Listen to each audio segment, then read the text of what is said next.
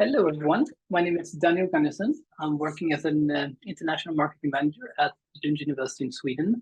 So we are gathered here today to just talk a little about student life in Sweden. So we will start this off with a short presentation here, and then you will get the opportunity of asking questions to our lovely student panel, which I think you can see in front of you here as well. So they will soon, after the presentation, be able to present themselves to you and tell you a little bit about who they are and what they're studying at Lund University. So in order for you guys to actually ask questions, we're using Zoom today, so I would highly recommend you guys to use a Q&A functionality, the questions and answers functionality. If you have any questions during the presentation or at any time, you can write your questions in the Q&A section of the Zoom client. So just click on the Q&A button, and then you can ask your questions, and I will read them to our students participants here today, and they will give you opinions about whatever you want to let you know, basically. I will share my screen here now, really quickly. So you can see, hopefully you can see this presentation here.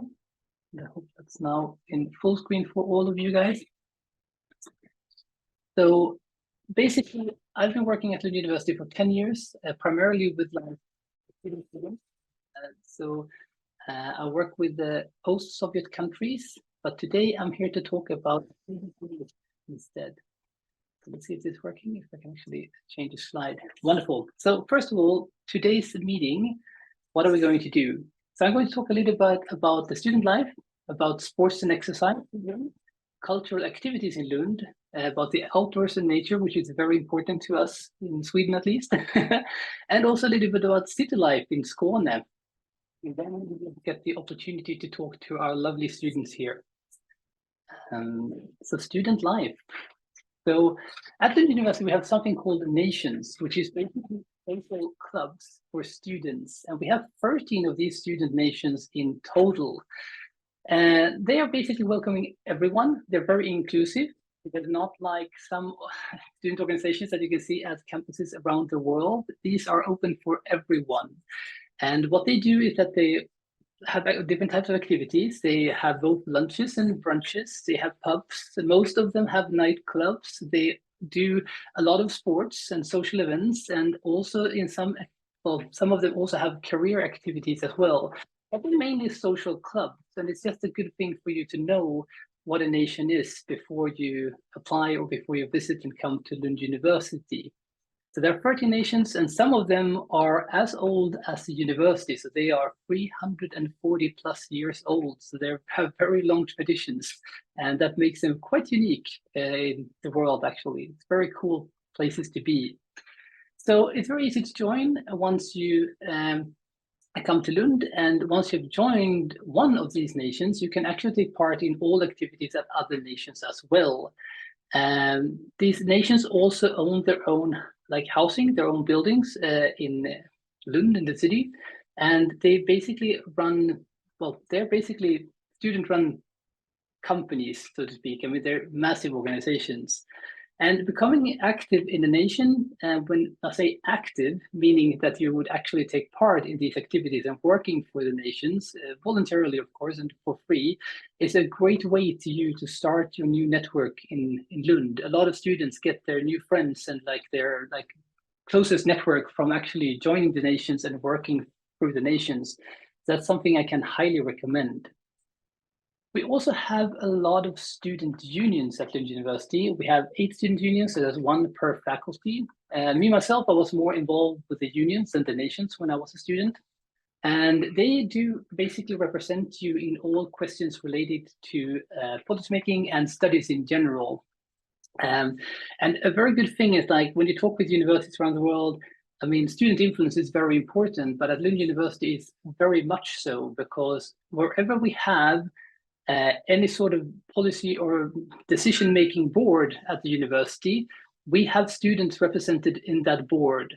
And it doesn't matter if the university vice chancellor is part of the same board, the student have 1 vote that's part of this board, and so does the vice chancellor. So I mean, yeah, we really take this seriously, and we're not allowed to have a deciding, well, a board making decisions without having student representatives, and they're usually from the student unions. Besides doing that, taking care of like the academic parts of your studies, they also have welcome events, they have career fairs, they have balls, they have a lot of parties and stuff, and they also do sports and exercise activities as well. They are a little bit of a mix. It's almost like the nations, but they also deal with the academic stuff here. But you're more than welcome to take part in that as well while being a student at Lund. Then we have something called the Academic Society that's also very important. It is an organization run by students for students. And the idea about this organization is that they would like to bring more of the cultural aspects of student life at the university into the life of students in general. And they offer a lot of activities, like basically there's so many different types of organizations part of the academic society, but they organize everything from like debates and interviews with high profile guests. I mean, they've had interviews with like all of the like prime ministers of Sweden, going back as long as they are still alive. And that's, yeah, they do a lot of different things like that. They also have theaters, they have lectures, they have art exhibitions, they have cultural events. They do a lot of the cultural things at the Lund University. And if you have any interest in that type of activity when you're a student in Lund, you should definitely check them out and visit them and take part. So how do you then get, well, get involved, so to speak? In Lund, we have something called Student Lund. It's basically one membership, one student life. If you join Student Lund, you basically get access to the student nations, the unions, and the academic society at, well, all at once, basically. So it's just one membership, and then you can take part in all of these activities, which is absolutely lovely. It was not like this when I was a student back in the days, which meant that I had to run through all of Lund to basically sign up to a lot of different activities, to a lot of different student clubs and everything. This just makes it so much easier. I would say that things are moving on, and this is working brilliantly. There's also a lot of like student associations in Lund. There is actually yeah, about 100 student organizations that you can join while being a student in Lund. And I think that maybe some of our lovely student panelists here today can talk more about some of the organizations they might have joined while they've been studying here. And we have something called the Student Associations Fair when you arrive in Lund, and that's basically what you can see in front of you here. Like this picture here is from one of those fairs, where you can basically just join the activities. You can just go to the fair and you will meet all of the student organizations basically recruiting you or having you as members. Sports and exercise in Lund. Sports and exercise is very important to, I would say, the Swedish culture in general. But kind of what we do. We exercise a lot. And in Lund, we have something called Gärdehallen. You can see a picture from here. I don't know exactly what they're doing here, but it seems like it's some sort of gymnastics. And it's actually the largest gym in Sweden. They have the largest number of members of all gyms in Sweden. So if you come to Lund, there's a lot of different opportunities to take part in sports. And there's different types of like organizations you can join, like I mentioned before, like the student nations, student associations, the student unions. I know some of them, quite a few of them actually have a soccer team, for instance. If you're interested in football, you can join them. And there's also other types of sports facilities in Lund. There's so many different types of gyms, and there's also a lot of different sports clubs. Like if you're into basketball, whatever, there will be clubs for you in Lund. And cultural activities. So this is a very nice museum, by the way. It's a museum of arts and sketches. It's very beautiful. And yeah, if you want to take part in cultural activities, it's the student associations that organize these. So there's everything from like choirs to something we call SPEX, which is a student comedy theater that is, yeah, they've been running it for hundreds of years. It's a very unique type of comedy as well. It's well known in Sweden because it's basically only available in Lund and Uppsala. You might like this type of humor or you don't. I mean, it's a very unique type of comedy. I don't know if our student panelists have been part of it. I find it sometimes funny, sometimes not. I mean, it's a very unique type of humor. It's very academic, but yeah, it's fun. And also like the cultural activities. Obviously, we have a lot of like museums, there's music venues, there's cinemas, there's art galleries and theaters, and that's available in all our campus areas, like both in Helsingborg, Lund, and in Malmö. Outdoor activities, the outdoors are very important for Swedes in general. And around Lund, you will see that there's a lot of places to go, both like jogging and cycling. It's very important for Swedes to be able to move around. We have a lot of attractive like parks, both in Lund and Uppsala, not Uppsala, sorry, Lund, Helsingborg. Uppsala probably has that as well. But it's very nice in general. I mean, that's the outdoors if you like to basically sit outside to study. I mean, you can definitely do that in the parks in Lund. There's also beaches in nearby Malmö, Lomma, and Helsingborg. There's also a lot of national parks in this part of Sweden that you can visit.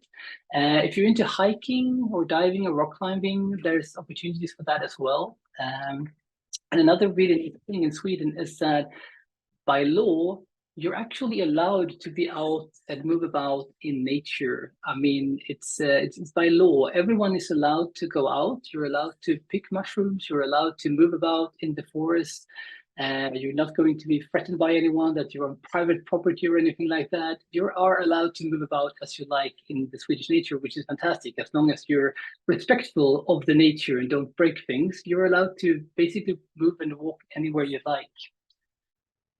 City life in Skåne, this is Malmö, where we have one of our campuses. The city just about, I would say, 8 minutes from Lund, or 10 minutes, yeah, it says 10 minutes here. The city of Malmö is actually Sweden's third largest city, and we are also located 30 minutes by train from Helsingborg, which is Sweden's fastest growing city, and I think it's like number 6 in Sweden when it comes to size as well. It's a fairly large city as well. We are about 40 minutes away from Copenhagen, which you might know is the capital of Denmark, and that's also a very lovely city. And if you're ever coming to Lund to study, remember, don't fly to Stockholm, which is the capital of Sweden. That's far away. You should definitely go straight to Copenhagen. Saves you the hassle of going hours by train from Stockholm. It's flies directly to Copenhagen, and then it's 40 minutes away from Lund, which makes it very convenient. I'm rushing through here because I know that you would like to speak to our students. And now it's actually time for you guys to be able to ask questions to our current international students with me. So I will just stop this lovely presentation here, and I will be back so we can actually see our lovely participants. So we will start by asking our lovely panelists here to introduce themselves. So let's see here. I will probably go by the order I see you guys in front of me here at the screen. So I would like to start with, and now I will probably butcher your names as well. I do apologize. I mean, some of you are easy, like Emma is easy. I would say Georgios, but I think that's not the right pronunciation, so I do apologize. But could you please introduce yourself and tell us where you're from and what you're studying here at Lund University? Thank you. Yeah, my name is Yorgos. That's the pronunciation. But I mean, I'm from Greece and we use a different alphabet, so no worries. Like everybody butchers my name and I don't really care, to be honest. It's part of the charm of meeting new people. So yeah, formally, hello guys. I'm Yorgos once again. As I've already told you, I'm from Greece. I'm an international student here in Lund. In particular, as you can see from my tag, I study sociology. I'm doing my master's here in Lund. And yeah, I'm in the second year of my program, and so far I had a really great time, both in and out of campus. So yeah, I'm here as all of the other panelists to help you with your questions. Wonderful, thank you. Harini, I guess. Yes, so can you explain to us who you are? Yes, I'm Harini and from Sri Lanka.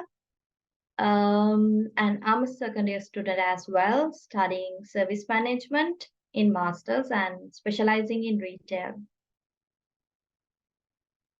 Thank you so much. And Benedict? Yep. I am Benedict. I'm in my second year of a Master's in Development Studies. I'm from Mauritius. I'm currently doing an internship, so I'm in Stockholm, but I'm still studying in Lund. Matrix. But I'm happy to be here, and I'm happy to answer any questions from the students. Fantastic. And Sarah.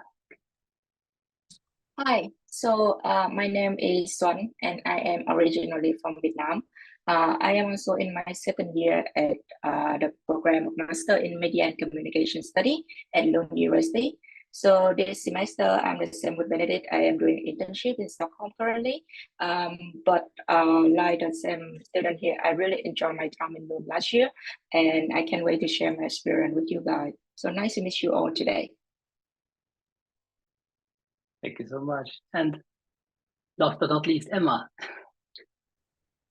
Hi, everyone. My name is Emma. I'm from Canada, and I am currently in the second year of my master's in biology with a specialization in conservation biology, and looking forward to answering all questions. That's amazing. So basically, for all students, if you want to ask questions, you have to use a Q&A section because we have basically removed any other opportunity of making comments. So you have to write your questions in the Q&A section. And also, we have actually a few questions that we have received by email before this webinar. I will start by asking some of these questions. Before I love the student panelists here, what is your favorite thing about studying at Lund, as well as something that surprised you when you actually arrived in Sweden? I think we could start with Benedict. Sure. One thing the first image I think that I have in mind when I reached Sweden was the central station in Lund, and I saw, I think it was high school students coming out of school because it was the afternoon, and some had punk hair, or they were colored hair, it was, I don't know, smoking something, or just whatever existing. And I felt it was August, the end of summer, so I felt it was a country where you could be yourself and no one would judge you. So that was the first impression I had, like this feeling of freedom. And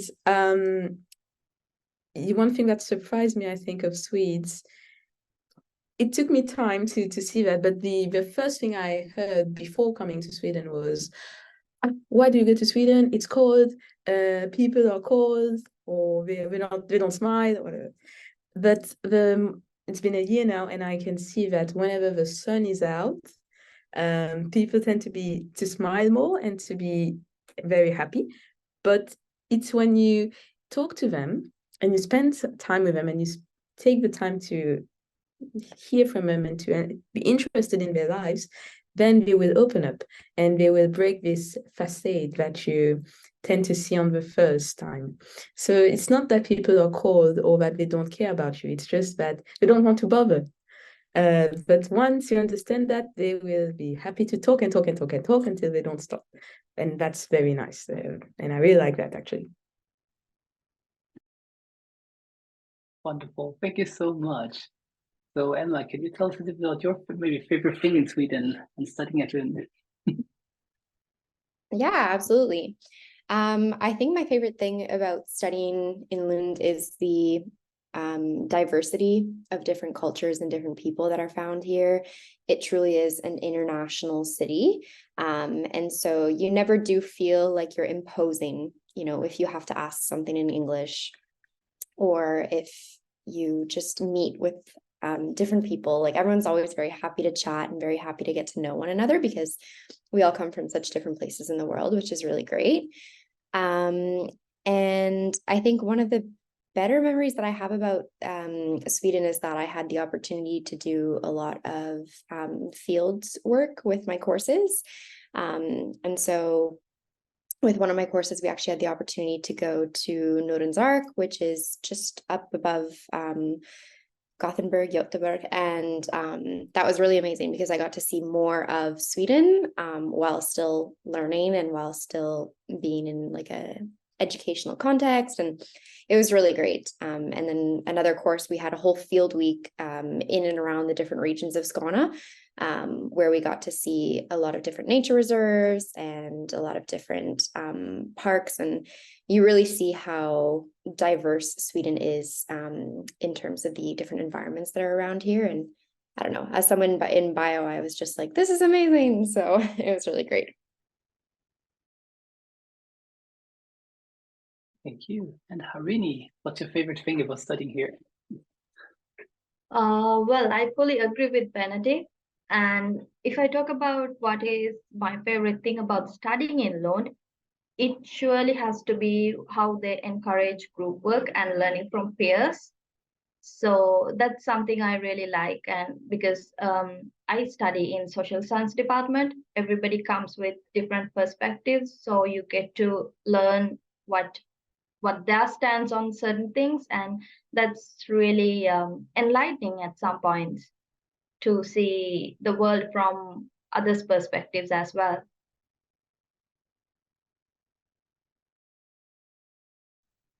Thank you so much. And Jorgos, I can't really do that. I do apologize. It's like, it's not my day today. No worries. Yeah, my favorite thing about studying in Lund, that's a harder question than it may seem, because I like a lot of things. If I had to pinpoint one, I would definitely say that it is this communal aspect of learning, and the fact that the learning processes are based on conversations. And I feel like that way, whatever knowledge we construct kind of crystallizes in a more coherent form, and the form that we can utilize better than if we just sat in lectures and passively absorbing whatever it was to be absorbed. So I like this a lot. Thank you. And last but not least, Sarah. Yeah, because everyone said their own, almost own other great things. So for me, it's simple. The greatest things for me when studying in Lund is, I think that it's like 80% of the time I can access the Wi-Fi everywhere. So once you are the student of the university, you will get, login info and the password. And basically that is like, because we have the campus, many campuses around the city. So basically everywhere you go, and then even the botanical garden, and then like the main library, everywhere I can access the Wi-Fi. So I really love that.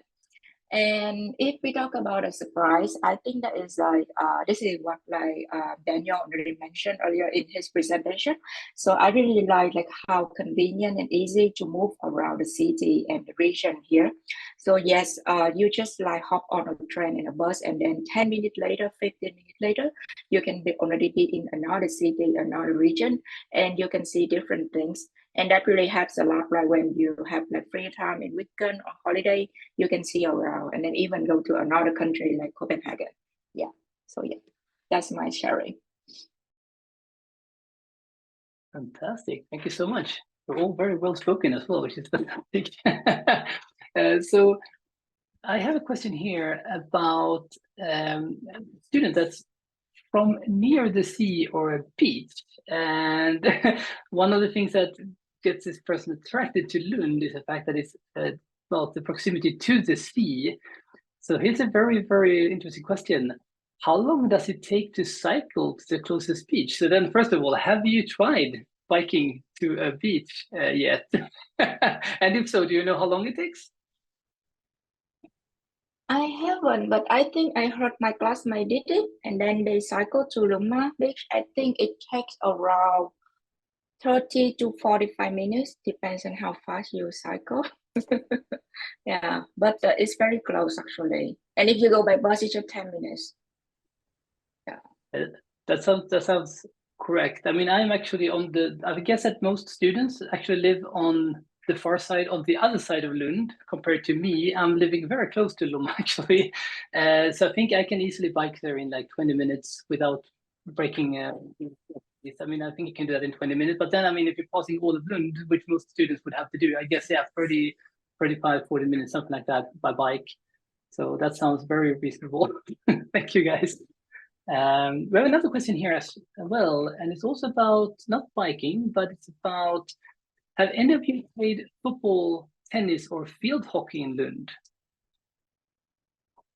Yeah, I actually joined a football team for when the days were getting warmer, I would say in April, March, April. And I imagine the question would be, how did I hear of a team? It was not a team within the university. It was a separate, I think it was a Christian organization, but you don't have to be Christian to join. Everyone is welcome. Welcome. And they would meet once a week and we'd just play a game. Someone would bring a ball and they have a Facebook group and they say, hello, we're meeting at 7 p.m. on this pitch. Whoever is interested, you can join. So boys and girls, it just really doesn't matter. Again, this freedom of doing whatever you want. But the way I came across that was just by word of mouth. So I initially went to a language cafe because you have a lot of language cafes on campus. And there's one by the School of Languages. So you have different tables where you can speak, let's say your first language, whether it's Spanish, French, German, Russian, Japanese, you name it. Or you can go to a table to learn a new language like Italian or Korean, you choose. And I was at the table speaking Spanish to practice, and there I meet a guy who was just making conversation and was saying, oh yeah, do you want to come to play football? I'm like, oh, sure. So that's how you get to meet friends. I mean, that's a question that comes very often because it's a place where you can share your interest. So I started by sharing my interest of languages, and I ended up knowing a place to play football. So yeah, just open your horizons and then you will find out the things that you like doing and you will find people who would like to do them with you.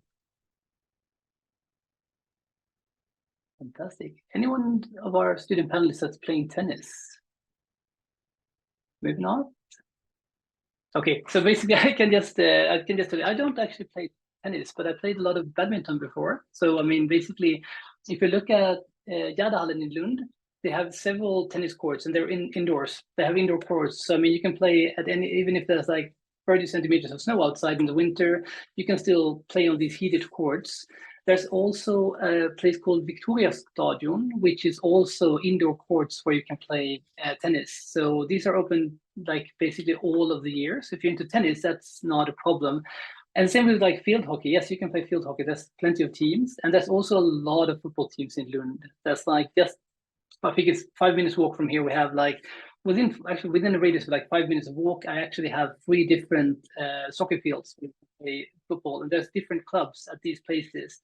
So if you're having a background, I think you would like to like team that's also like ranked and playing like games in general, like in the Swedish league system, you can do that as well. So there are several soccer clubs in Lund. And my son has joined 2 of them actually, because he's joined one of them, but he thought that was a bit too far away. So now he's playing in a second team, which works great. So that's fantastic. We have more questions here. And oh, it's a very interesting question here. So what cultural clubs are there? Anyone who wants to start on that one? I am not a part of any cultural clubs, but when I was looking at all the different things that were available last year, there are a lot of clubs that you can join for various faiths or spirituality. I know that there are a lot of, not clubs per se, but I guess on Facebook, like they'll make separate groups for students of North America or students coming from Southeast Asia, so that even if it's not a formal club through the university, you still have the opportunity to meet people from your country, maybe to feel a little less homesick, maybe just to have that sense of familiarity. There's also some clubs for women in science, women in STEM. Those are the ones that I'm aware of. But yes, those are the ones I'm aware of. I'm not a part of any of them, unfortunately. I'm not part of any cultural clubs either, but I can say that in the student associations that were mentioned in the introductory presentation, there are some of them that are devoted to cultural activities. I've seen flyers of them all around campus. They may be devoted to like performance arts, like dancing or music or film. So there are a lot of different options.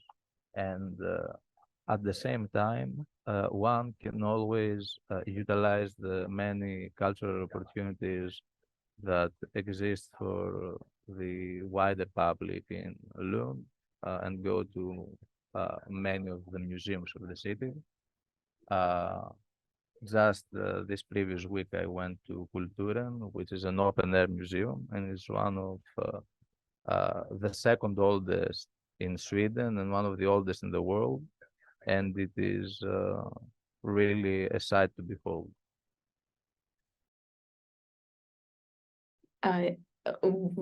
Cultural association itself was the East Asian Student Association. I was not a member myself, but they have open events, and they had a sitting, which is a very Swedish celebration or dinner, where you have a set of three-course meal with songs in between. So they did it the East Asian way, and they had the anime theme. So it was songs from different anime movies. And I knew nothing about anime, but I just joined. And so I know that for those who have more interest in cultures from East Asia, this would be a really good place to be, and yeah, a good group to be part of. Yeah.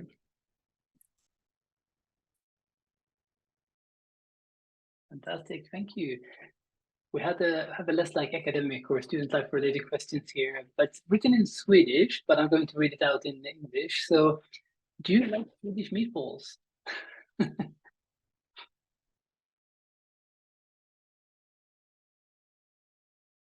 I do, yes. No problem with them. I've liked them before coming to Sweden, and I like them once being in Sweden. So yeah, they're good. Absolutely love them, and they are very unique because like it's meatball, but then I think the uniqueness spice is like when you try it with this special jam, it's called lingonberry jam, and that is absolutely the star of the dish. So you have to try it, and then yes, with potato mash as well. So yeah, I think like everyone here will love it.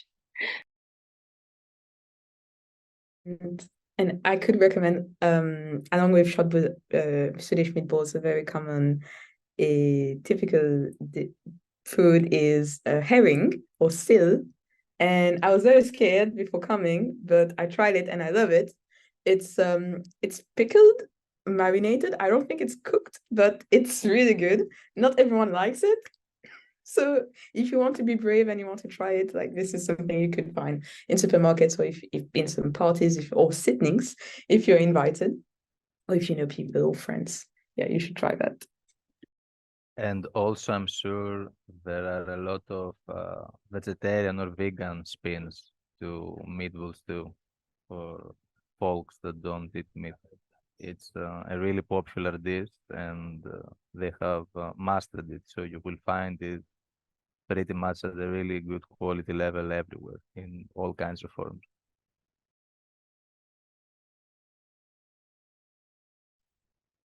So we have another question here.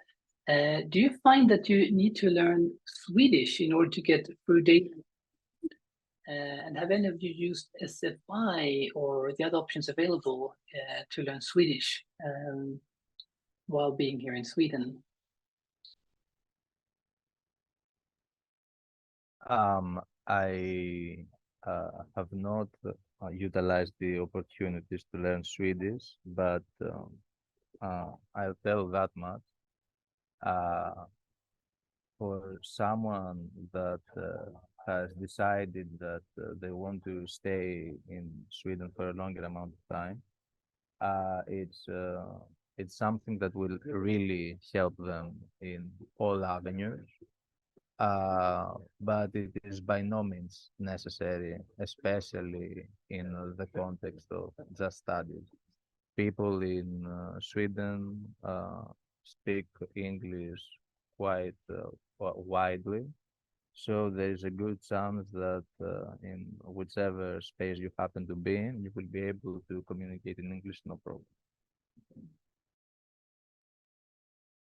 Yeah, I have used the opportunity of SFA, which is the School for Learning Swedish, provided by the government. And actually, it's a really great course, but unfortunately, I had to drop in the middle because I couldn't cope with my academics and the SFA studies together.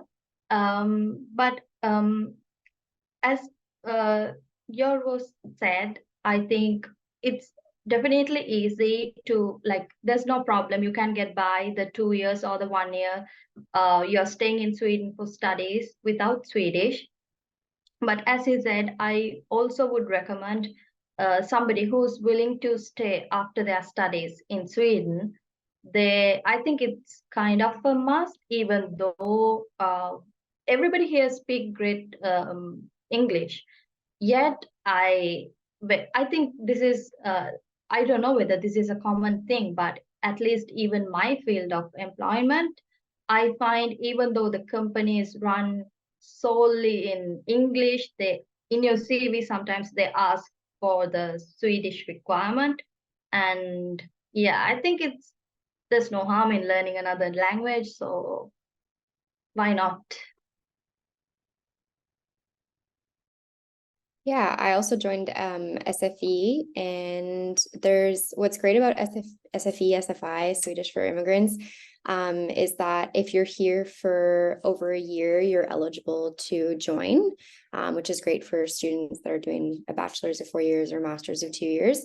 And what's also really great is that they understand that students usually have classes during the day, so they offer a variety of different courses. You can do them at night, you can do them during the day, you can do them online at a distance on your own pace. And I started in March, April, and I'm still doing them. I do them online, which is nice because I can do them on my own time. And yeah, I think it's the learning pace is great. They tailor to your needs as much as they can. And yeah, for me, I guess it like everyone's mentioned, you absolutely don't need to know Swedish to get by here in Lund. But for me, what it was is that I just felt a little bit more comfortable knowing the language, going to the grocery store, actually knowing what I'm purchasing by speaking the language does just make you feel a bit more comfortable and a bit more at ease. And yeah, that's about it. I have another question here that I find quite interesting, actually. What's the age range of students, would you say? Do you come across many more like mature students? So a little bit older students? Do you have that in your classes as well? I would say that it is quite hard to form a really comprehensive picture, especially as an international student, for a very simple reason. As far as programs offered in English that are tailored to an international audience, Lund excels.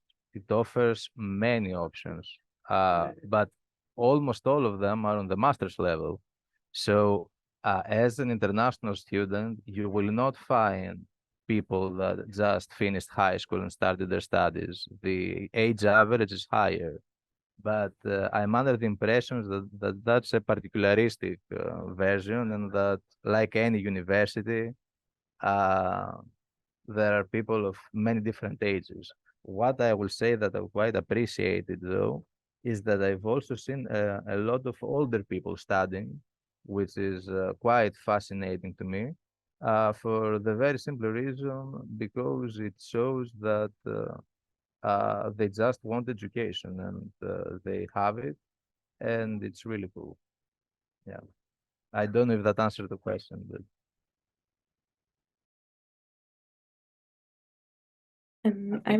If I can add, actually, just to give some numbers, in my class, we have something maybe like 26 students.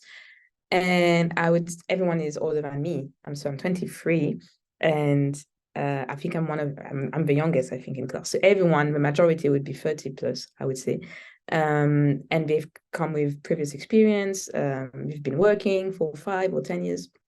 So yeah, so you would have more how you would define mature students, but basically yes, it's master's level, so it's a second level of education. So it's not 18-year-olds who are coming, at least in my master's of development studies.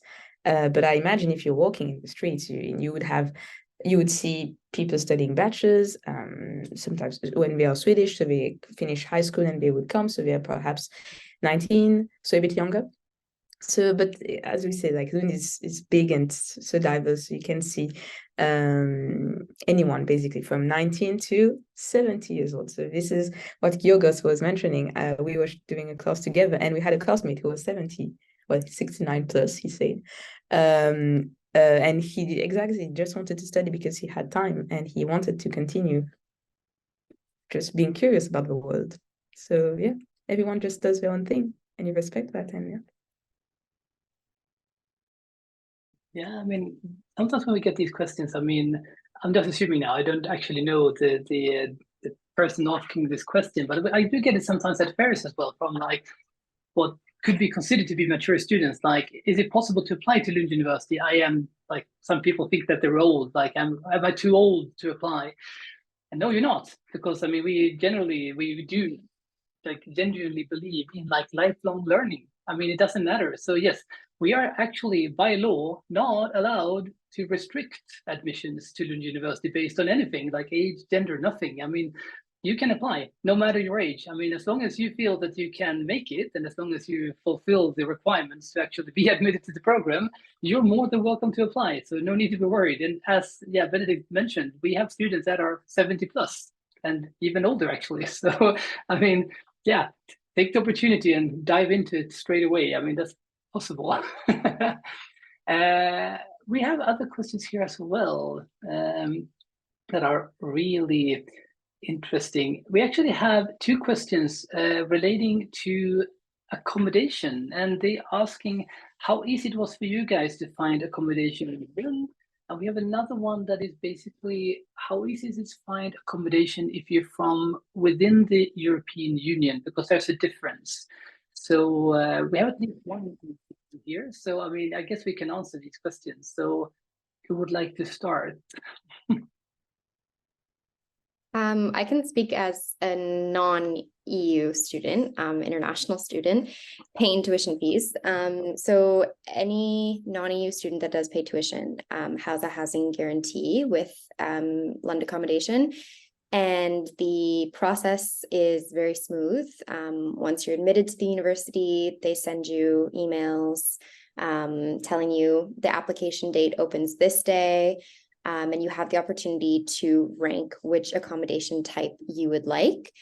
They try their absolute best to give you your first or second choice, but obviously there are a lot of students applying for accommodation, so it really depends. But and the types of different accommodations that they offer are various as well. There are like studios for one person. There are 2-bedroom apartments, 5 or 6 bedroom apartments, and then there's also corridor rooms where it's about 9 or 10 people that have their own rooms, but they share a kitchen and common space together. So those are the more popular ones.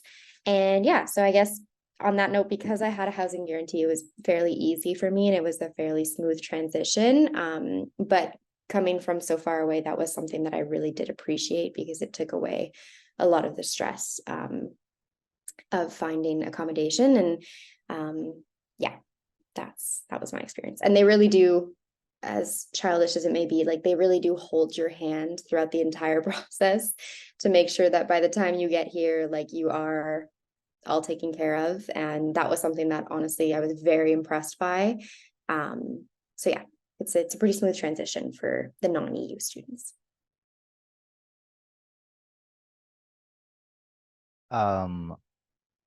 As an EU student that did not have a housing guarantee, and and not paying tuition fees though, which is something of an incentive to study in Sweden, not only the high academic level, but also the amenities and needs to get access to this high level of education.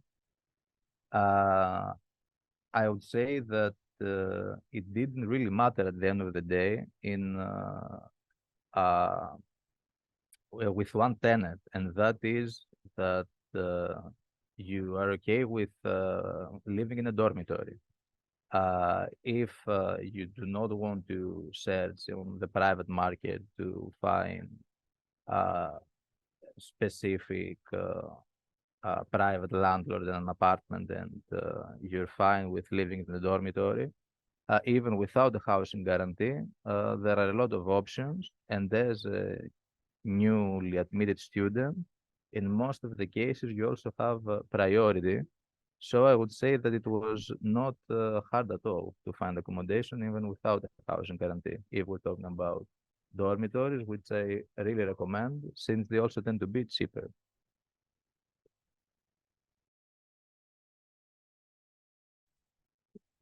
Takeaway is like, if you're from a non-European Union country and you're paying tuition fees, you do have a housing guarantee, so you're guaranteed to be offered some place to live. But if you're from within the European Union and you're not paying tuition fees, it is your responsibility to find accommodation. I think that's a main difference. But I mean, there are accommodation options available, and yes, we will provide you with all the information, but it will be up to you to actually to find that type of accommodation, unfortunately. So it's a little bit more of a hassle for European Union citizens, but they have other benefits, obviously. So that's perfectly fine. I have another question here that's also interesting that we get a lot. We do get this every single year. So from your knowledge here in Lund, is it hard to find some small jobs in like a cafe, for example? And how easy it is to balance a small job and also have time to properly study and also socialize as a student? So I don't know if you have jobs, actually, to be honest with you guys. So anyone want to ask?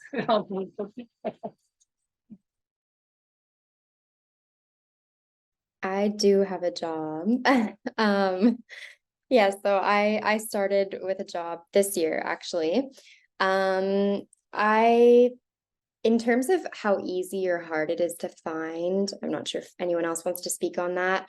I didn't really like, yes, there are opportunities, but you have to keep in mind that Lund is a student city, and so you are not the only one looking for a job. So the opportunities kind of slim out once other students are in the same boat as you and looking for jobs. That being said, I have a friend who worked at a cafe. She did not know Swedish, just English, and she was hired at a cafe. That's no problem. So there are like opportunities for it. I guess it's just, yeah, how much of Swedish you want to learn, if you need to know Swedish, all that. The job that I have is with the university now, which is really great.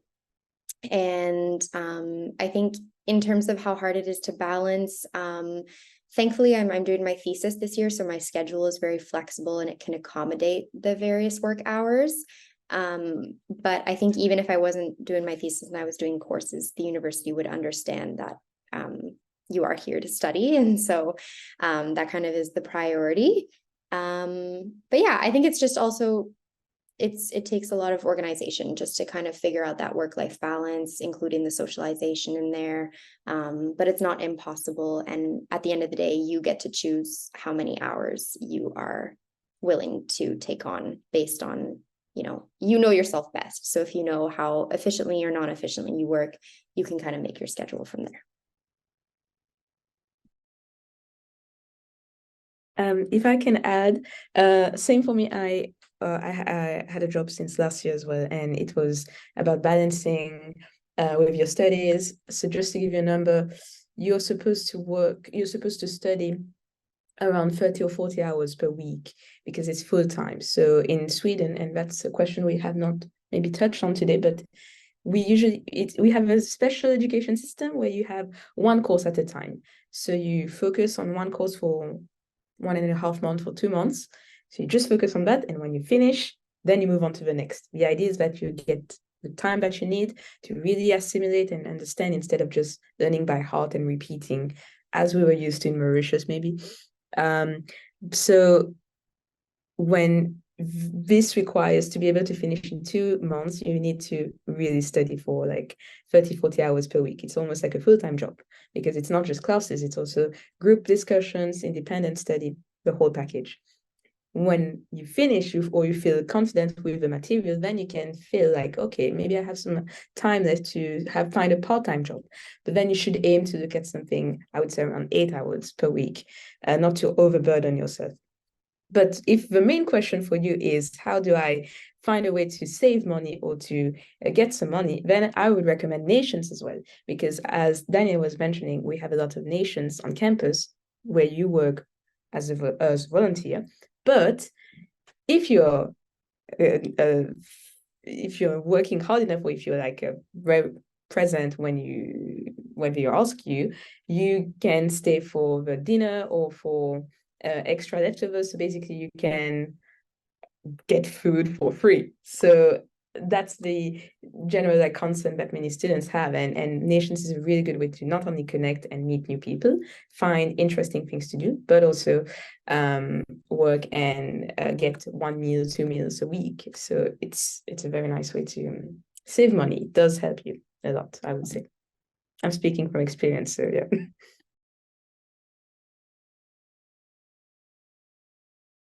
Wonderful, thank you so much. There's a lot of questions coming in here and just trying to figure out which one I should ask first, maybe what order here. So does any, do you have to pay taxes or health insurance while studying in Lund? I don't think that's necessarily for you guys to answer, but if you're basically working in Sweden and you're getting your basically pay from a company or from Lund University or anyone in Sweden, you have to pay taxes for that. I mean, the tax rate will be lower because you're, first of all, you're probably young students, that will be slightly lower than the tax I pay. And then also there's certain amount of hours and a certain amount of money you can make a year without having to pay taxes. So you will have to pay taxes, but then you will get reimbursed if you have not reached that specific amount of hours.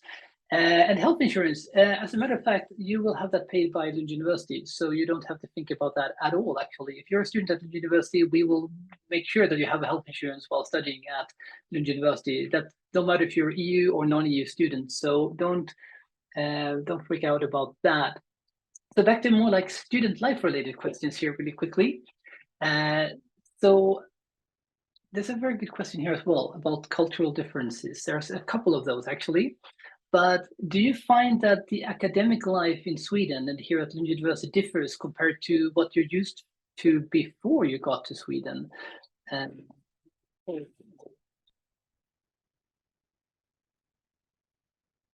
Well, I can answer for that. It's a definitely yes from me because actually that's, as I mentioned earlier, that's the fact that I was surprised about Lund and Sweden in general, about the learning styles and teaching styles. They really encourage group works and learning from peers. And also, I really appreciate how accessible the lecture panels or the teachers are, that you can always walk into them or just write to them and get answers for your concerns. So that's really great for me, I think.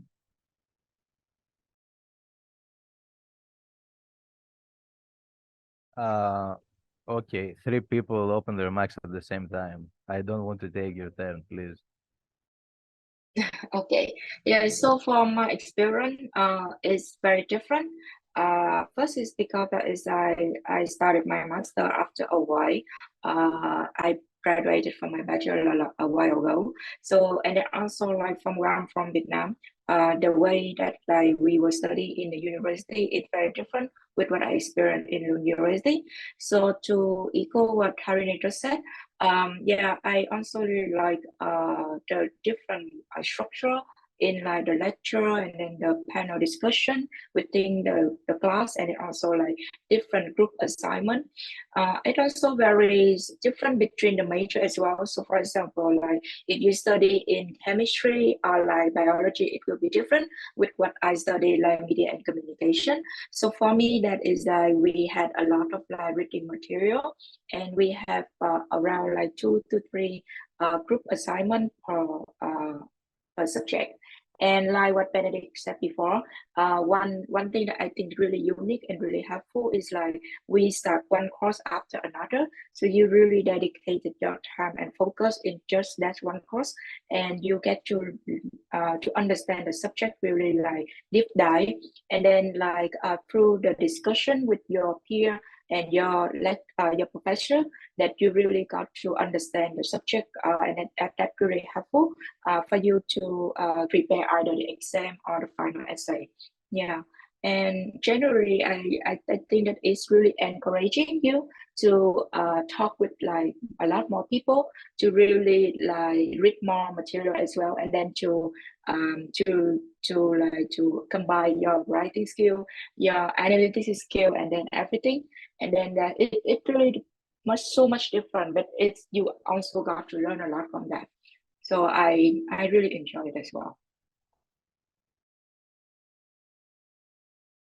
Yeah, just to add on that very quickly, it is different than what I'm used to back home, in a good way. I think there are pros. I've noticed that there are like pros and cons of each education system, just having been in both. But one thing I really do appreciate about the Swedish education system is that it's a lot less do or die than what it is back home. So you have the opportunity to rewrite exams if ever you don't succeed the first time around. A lot of my exams were open book, so it's not copy paste the lecture content. It's really more focusing on what you understood rather than what you can learn by heart. So yeah. Yeah, basically, I was already covered by my fellow panelists. What I can maybe add is a personal appreciation of mine that somehow the quality of education is really high, but without the pressure of competitiveness. I would not say that at least from my experience, a competitive environment fosters, and I find that quite comforting. But yeah, speaking from personal experience, that's my input.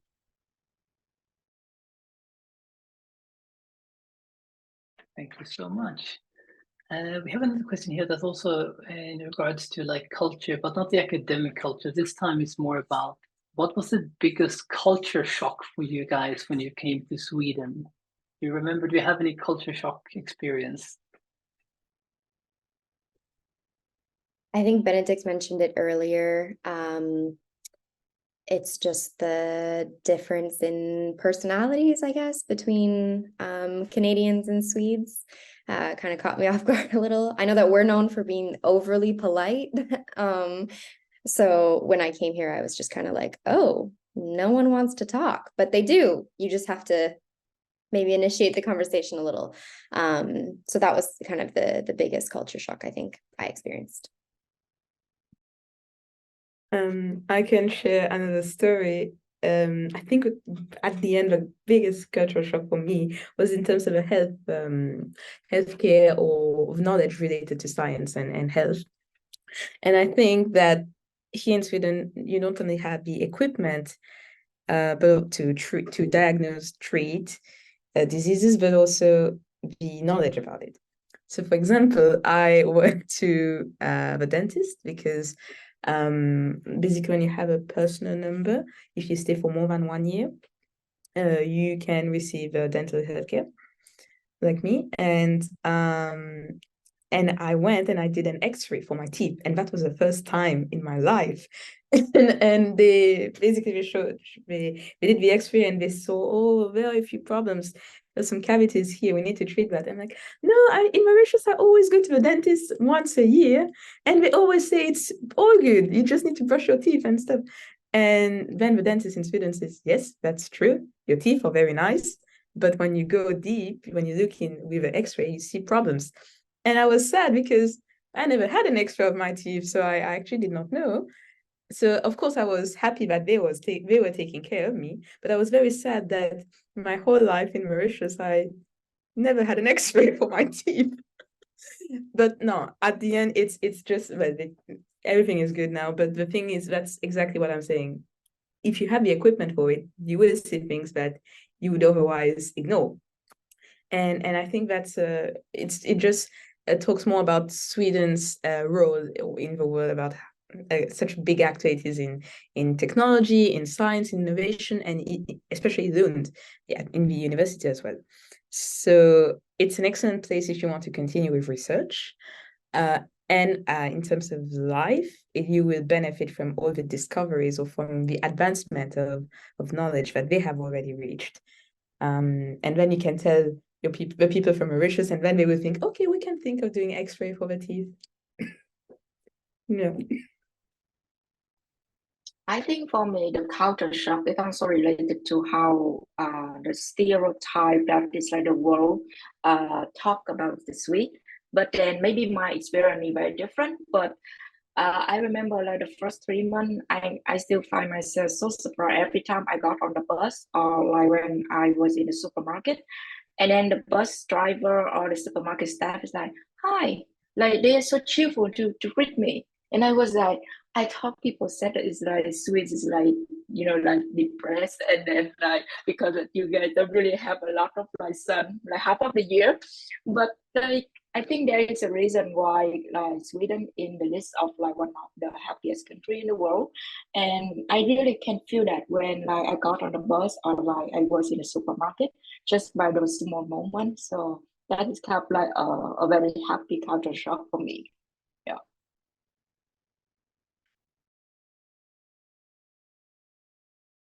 Thank you so much. I have another question here. So now let's see if our lovely student panelists here, if you're into music or if you're actually performing music. So I have a question here from a student. Are there places to play piano for free through Lund University or in Lund in general? I actually know the question, the answer to this, but I will ask you guys because maybe one of you are, I don't know, maybe you play piano or something else.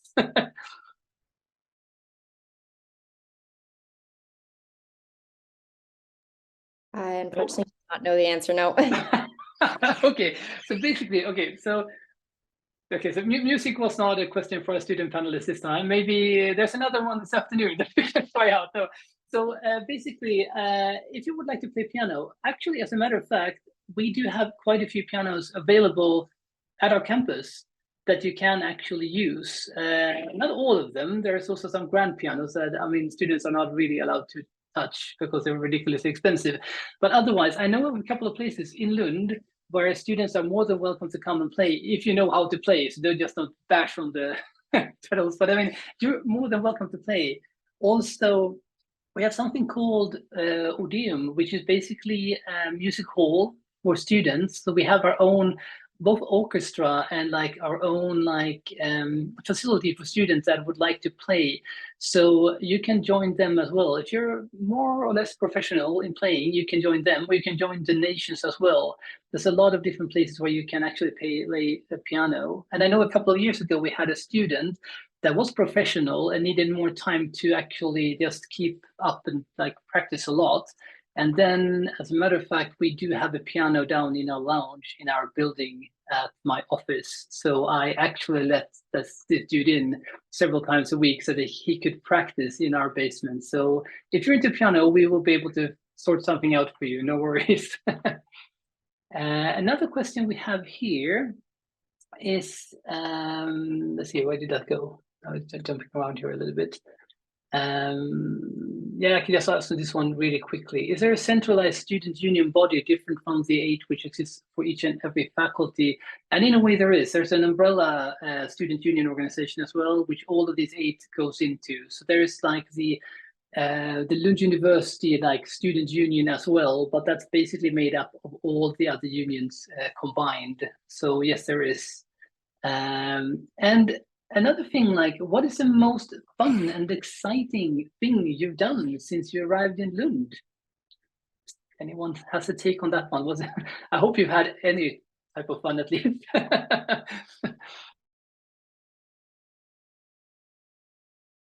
I think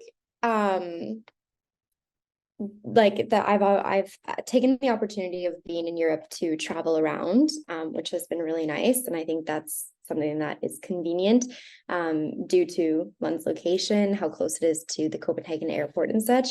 But there's not like one particular big night, I guess, that stands out, because for me, it's like all the little things that I've done with my friends that kind of accumulate into one nice memory, or multiple memories, I guess. So I've had a lot of fun every weekend, just doing small things, doing big things.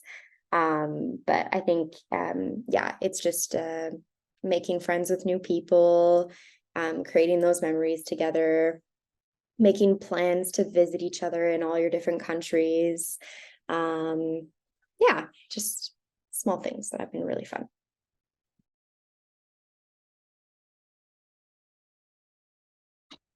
For me, it could be kind of like the same with Emma. Like I would say that it's more of like a collection of different small things that we did like over the weekend or over like special occasion.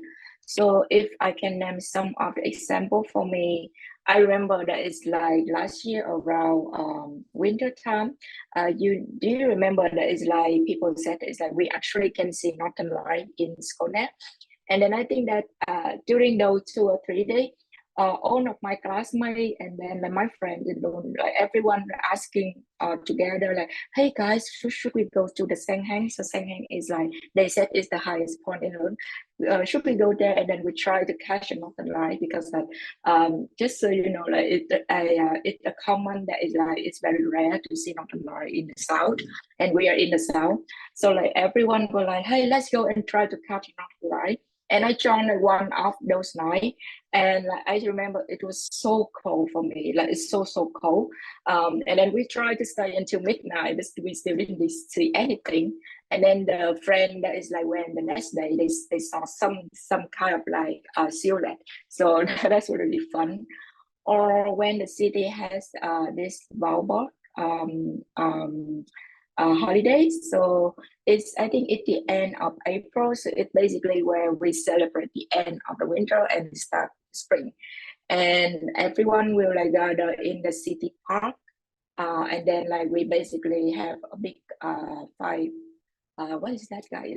A big fire talk, and then like we just gather, we dance, and then we chit chat, and then we eat a lot of like snack, and we drink as well. So yeah, that's really fun. So just those small moments that really combine like a full year experience. That is how it did for me.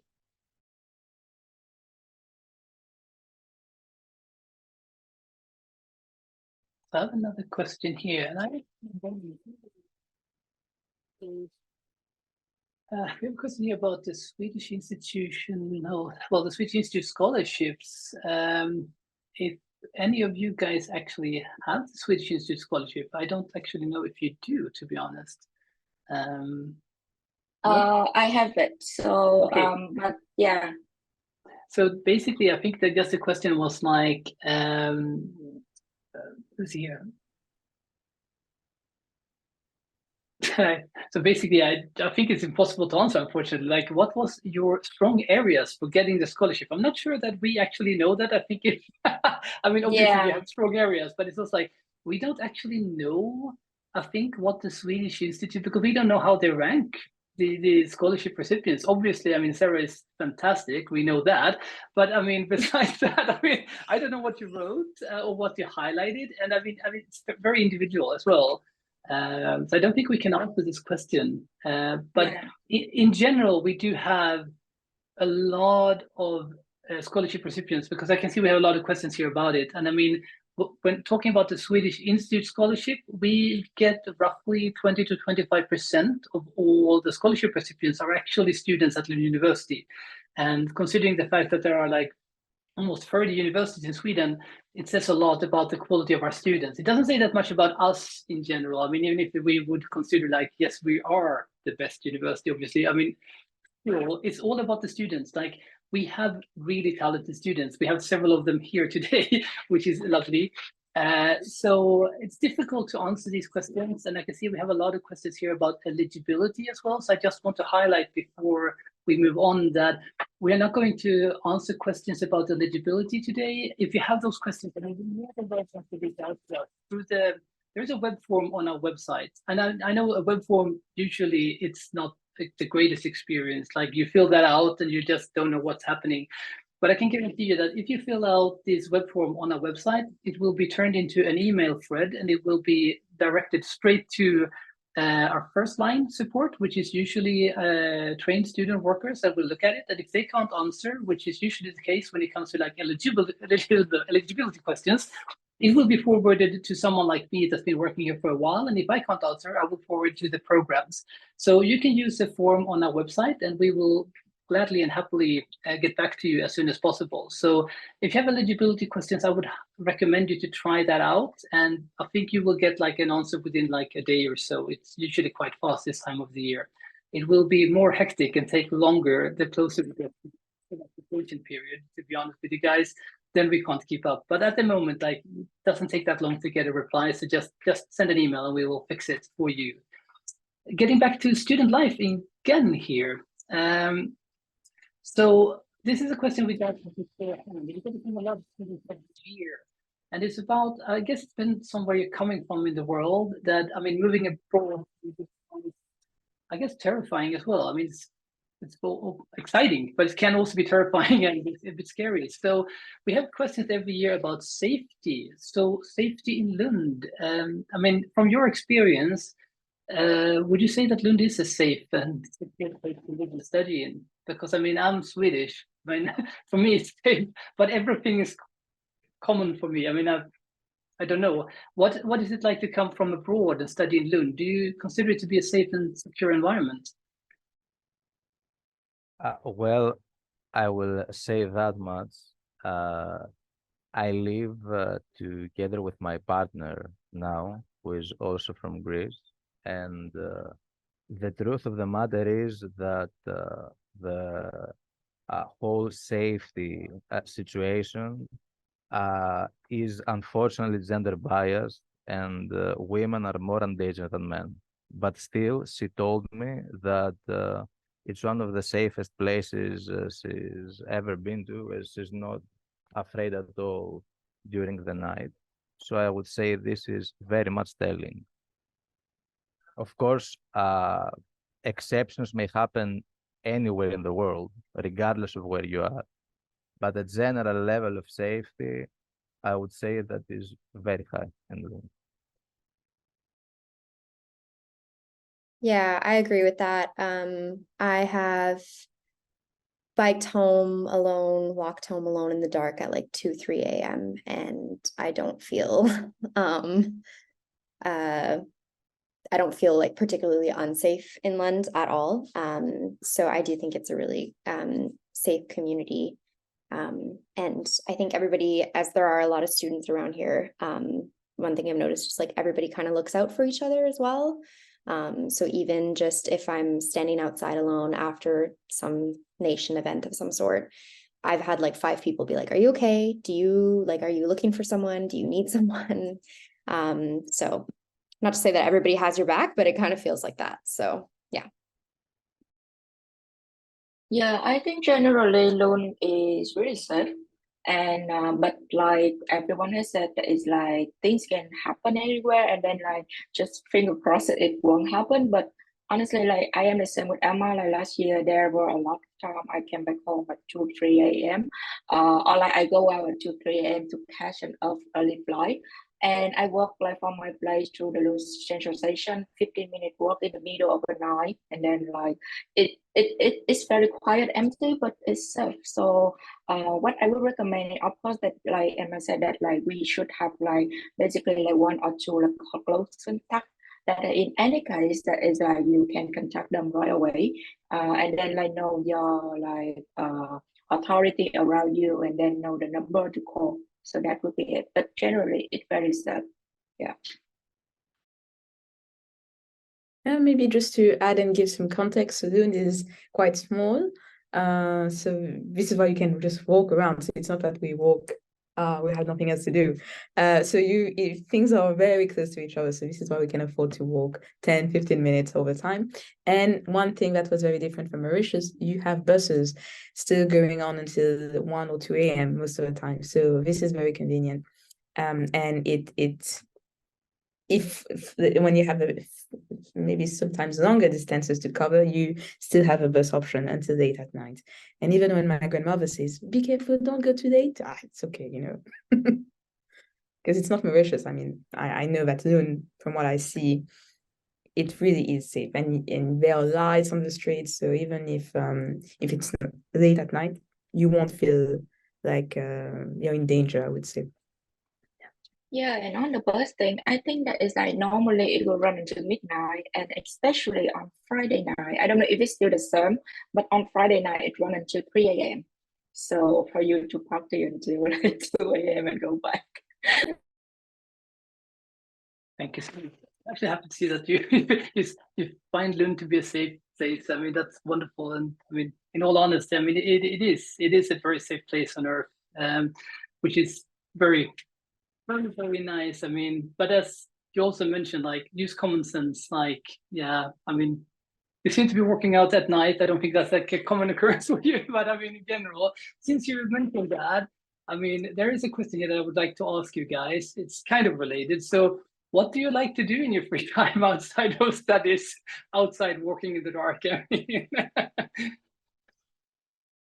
Well, Lund very much accommodates pastime activities. For starters, you do not even need to have something concrete organized. You can just go around, go to a place to have a walk or something, stroll around the city. There is also a very beautiful natural reserve that literally cuts through part of close to one of the edges of the city, which is really nice. Uh, so there are a lot of trails to follow if you like walking in the nature and stuff like that. You can also go for a run in one of the parks of the city or something. And then, as we've already touched on, there are a slew of options with organizations, cultural groups, and so on and so forth. So chances are you can not only continue your existing hobbies, but also find new ones. Uh, so yeah, there are a lot of options.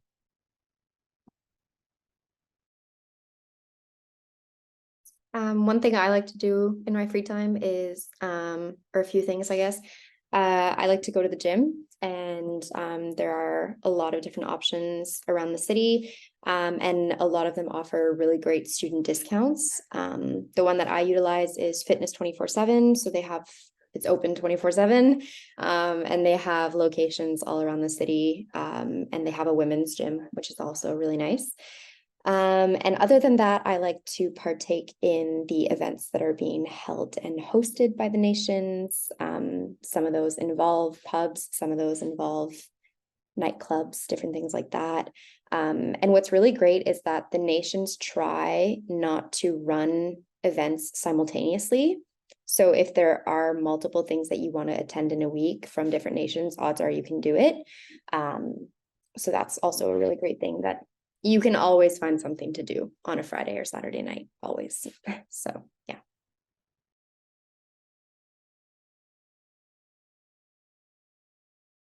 since sorry, since most of you are actually in the master's level studying, We have a few questions here about students that are also interested in maybe doing a PhD or some sort of graduate research. And there's a very good question here, like, what does it feel? Well, basically, like, as a student at Lund University, have you been presented by like your teachers or staff about the possibilities of continuing with like research, and how do they like present that to you in the programs? Like, is it obvious to you that there would be like an outcome that could be academic? It's a good question. I don't actually know. So I would say that it is very much subject specific, and it's not really a question that can be answered accurately or thoroughly in the context of this webinar. But like as a general rule of thumb, uh, I mean, since it counts as a job by any stretch of the imagination, uh, one could go on a search hunt as if they were searching for any other job. Lund is a university that concentrates on research, so it offers a lot of possibilities for PhDs. These are not occurring at the same time, so you need to have your eye out and check the different applications. Um, yeah, to my knowledge, there isn't like a comprehensive, or at least in my faculty or department, a comprehensive presentation to the different avenues and possibilities for PhDs. But I think that's due to the fact that it does not work so cleanly. It's much more messy, I would say. But maybe my fellow panelists have something else they would like to add.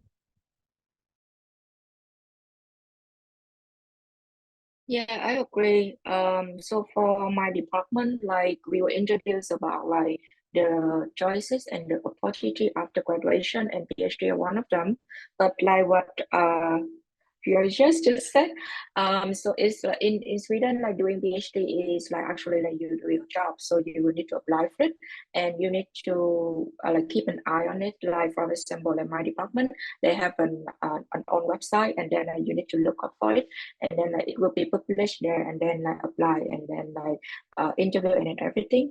And then like yeah, it has a lot of opportunity, and Lund University, one of the university after a lot of PhD. But I would say that it really depends on like your research in like the opportunity, and yeah, yeah. But keep an eye out. yeah, from my experience, since I've been working for a very long time with like own like the Lund University Global Scholarship, so I've met a lot of really talented students during the years. And I mean, if we look at the statistics, it's very common and quite obvious that quite a few of them continue on with doing research, like, and not only at Lund University, some of them go to other universities in the world as well. So I mean, studying here, if you have an interest in like an academic career, that's definitely an option for you. And I know that at some programs and certain faculty, they do give the opportunity to students to like they let them know, like, you know what, we will have these positions coming up within this field that you're actually studying, and if you're interested, you're more than welcome to apply for that as well. But then you are applying for a job. I mean, there will be hundreds of applications coming in from all over the world, from others doing other things in other countries as well. So it is tricky. But I have a friend that was an international student here originally, and I know that she continued on with the PhD. She's now graduated, and now she's a teacher at the university. It's very common that you will see the paths of academic excellence, and whatever you would like to call them. That was not for me, by the way, but I mean, there are some people that are actually really good at what they do. We have other questions here that I find interesting as well. So first of all, do you have, like, we have students here, like, joining us today, talking about like student life and everything like that. But do you have any like top tips for them? Like when you think back of the time when you made your application to Lund University and before arriving here, is there anything you would like to tell your, well, previous you, like your younger you, before she or he went on this path to Lund University, was there anything you would like to tell that person that they should have known before they left their home country? Any top tips? I think my top tip would be to do your research. Do your research on the program, whether it best aligns with your current but also future interests. Do your research on what scholarships are available to you, on what opportunities are available within your program, what accommodation is available. Just like read and reread and reread to really make sure that it's the best fit for you. And I think in the application process as well, it's really important to read because you want to make sure that you have all your documents together in the application. And you want to make sure that you have a complete application so that you can maximize your chances of getting in.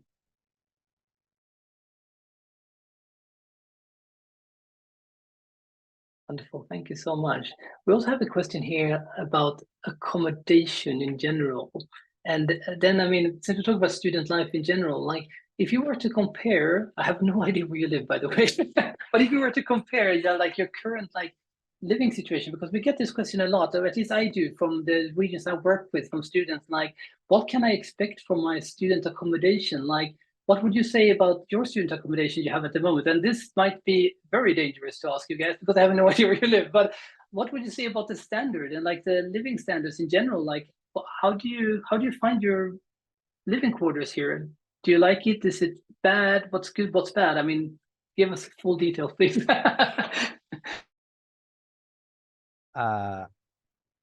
Since I've lived in both dormitories and private premises, also in Lund and in Malmö,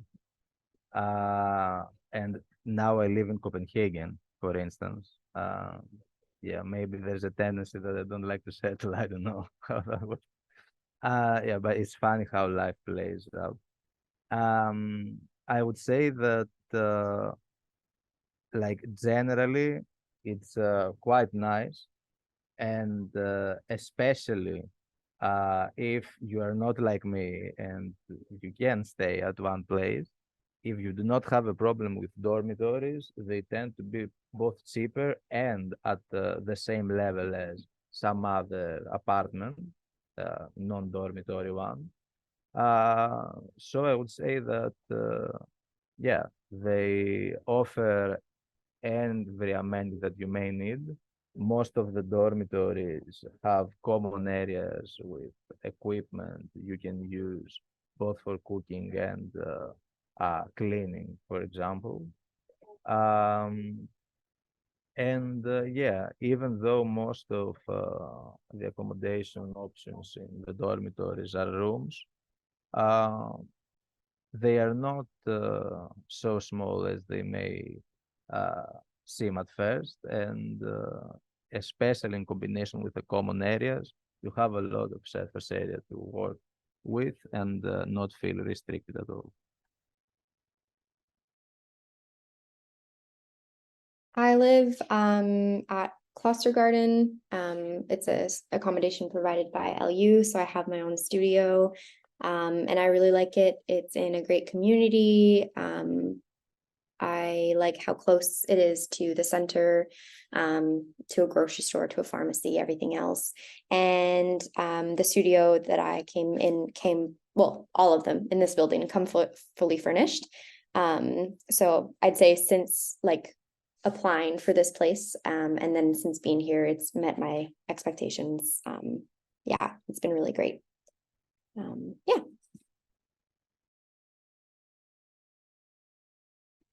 I was living before moving to Stockholm for my internship. I was living at Spoltorp North, which is part of LU Accommodation, so it's near the central station. And it was a corridor based, so you have one side with 6 students and you have 2 bathrooms, and the other side with 5 students with their 2 own bathrooms, and then you have one kitchen in each side and a common living space for everyone. But just to add, one thing that was really nice that I really liked was the sorting.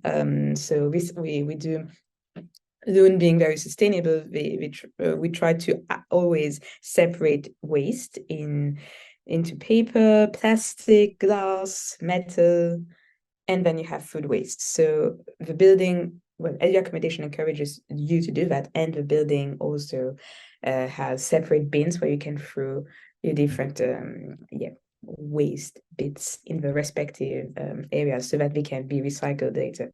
And I really like that, because in Mauritius we don't do that, but it sounds really easy and nice, and you just want to continue.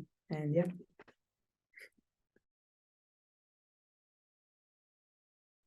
Wonderful, thank you so much. I think the recycling part is something that sometimes gets our new students a bit confused.